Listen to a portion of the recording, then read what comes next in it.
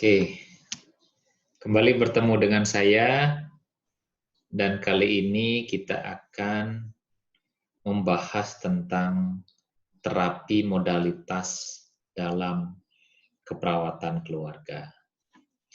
Adapun model yang saya gunakan dalam rekaman ini adalah satu, kita akan membahas tentang teori-teori terkait dengan terapi modalitas keluarga ya, yang dipergunakan oleh konseling yang nantinya diadopsi oleh keperawatan keluarga, kemudian diadopsi pula oleh asuhan keperawatan keluarga yang diterapkan di Indonesia.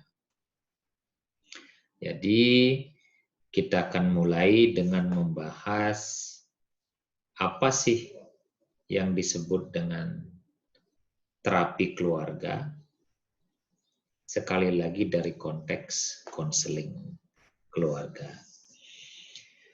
Adapun sumber yang pertama saya gunakan untuk membuka pembahasan kali ini adalah sebuah website konseling keluarga yang berasal dari konteks negara maju, lebih tepatnya konteks negara barat, di mana ada dua alasan kenapa saya menggunakan website ini. Yang pertama bahwa ini adalah sebuah bukti bagaimana penerapan teori-teori modalitas terapi keluarga untuk membantu masyarakat mengatasi masalah di keluarganya. Berarti masalahnya tidak hanya masalah kesehatan atau malahan bukan masalah langsung pada kesehatan, karena lagi-lagi kita membahas bagaimana konteks terapi modalitas ini dari segi konseling keluarga di bagian awal. Yang kedua, bahwa website ini sangat terupdate. Ini 2 Maret 2020 dengan ada reviewer. Baik, kita mulai.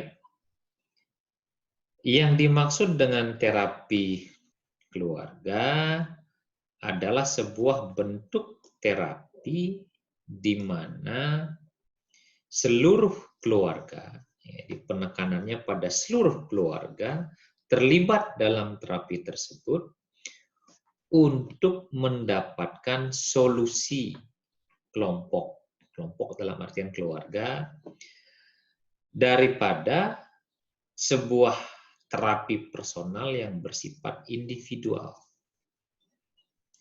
Nah, pada teori-teori berikutnya lagi-lagi ditekankan bahwa konteks terapi keluarga ini adalah menggunakan entire family, seluruh keluarga sebagai klien, bukan single person. Lanjut, ya, teori-teori family terapi yang mendasari ini, apa saja yang dimaksud dengan keluarga. Nah, jadi beberapa kali ditekankan keluarga sebagai sebuah unit,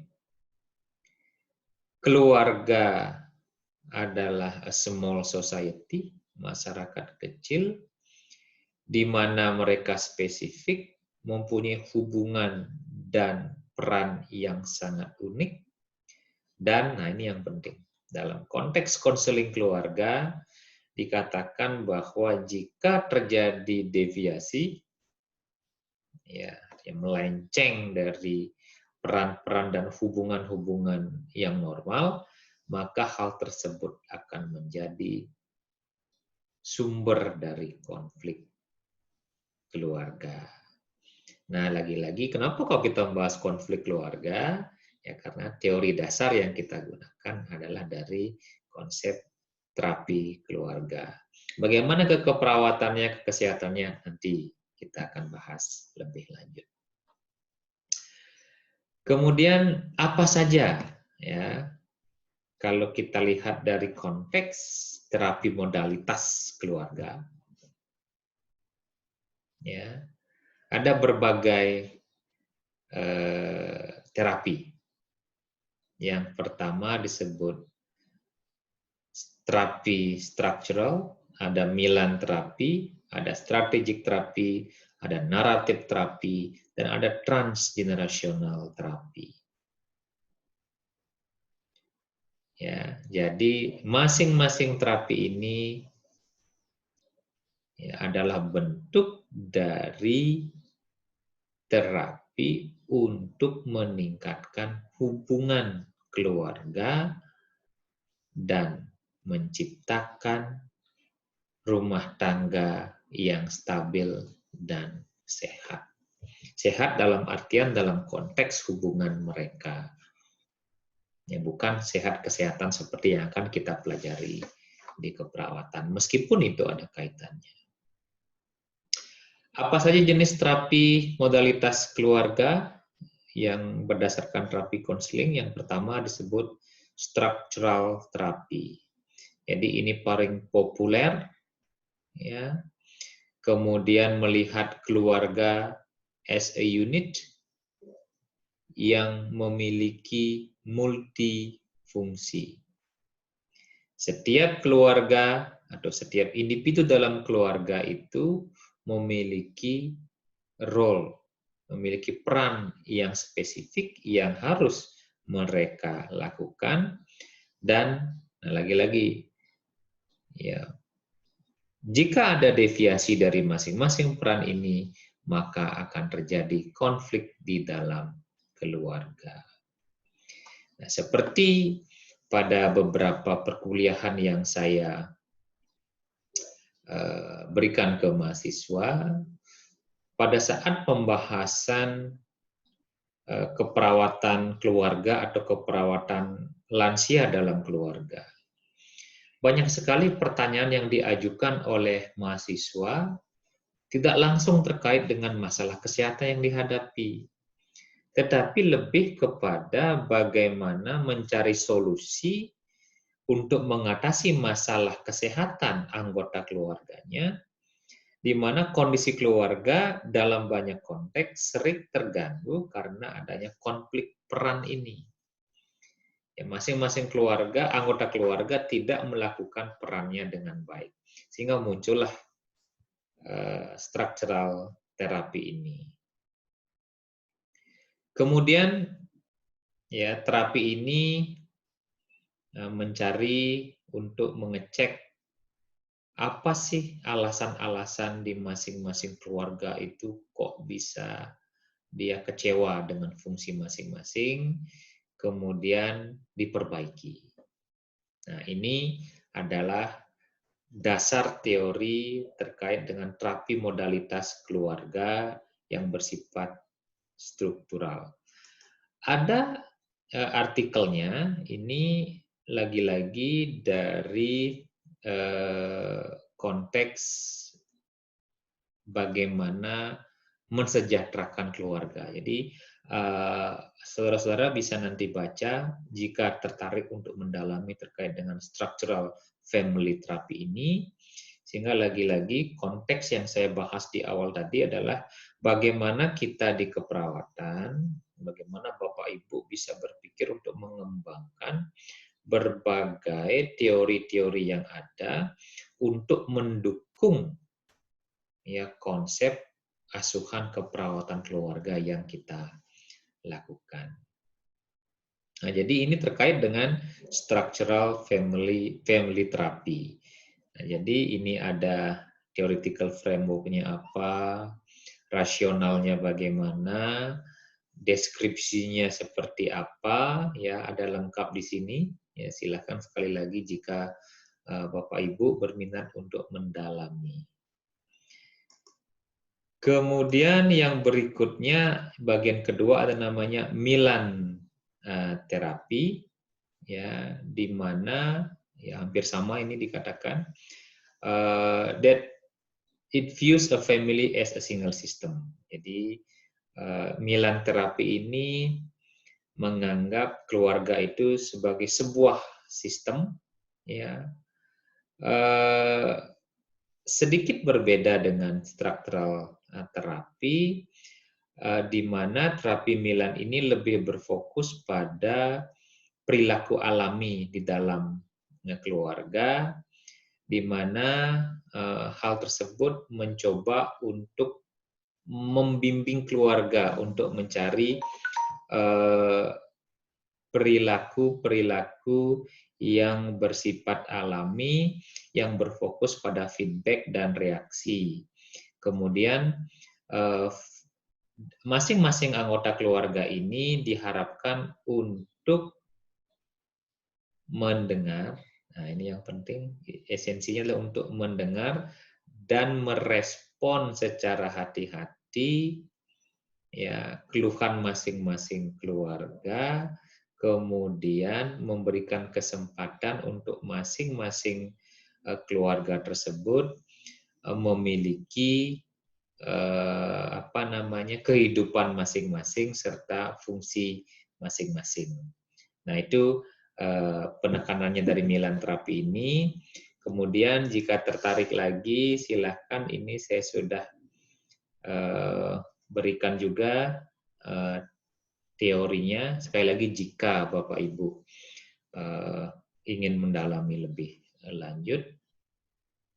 Lanjut dulu pada bagian yang berikutnya, namanya strategic terapi.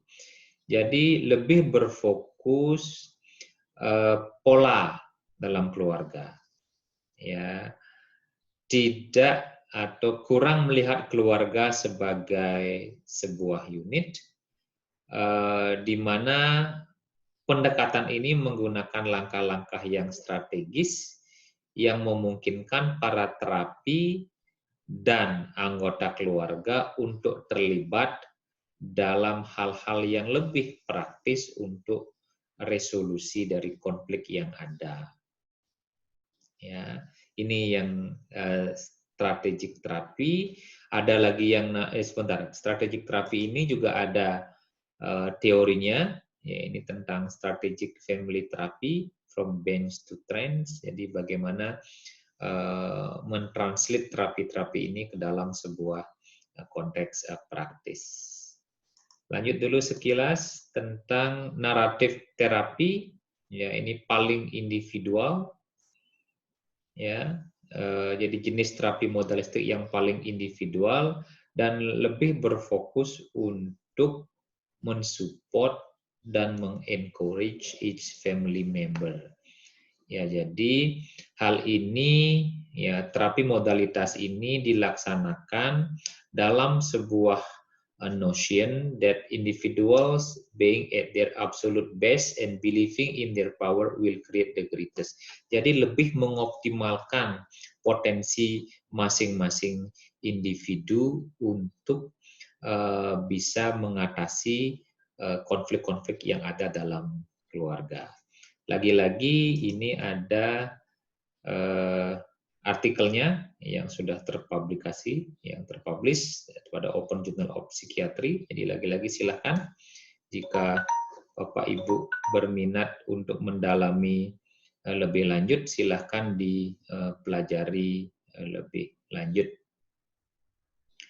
Kemudian yang terakhir adalah terapi transgenerasi, yang berarti bahwa konflik yang terjadi dalam keluarga itu terjadi karena perbedaan generasi, ya, sehingga ada komunikasi barrier. Jadi ada halangan komunikasi karena perbedaan generasi.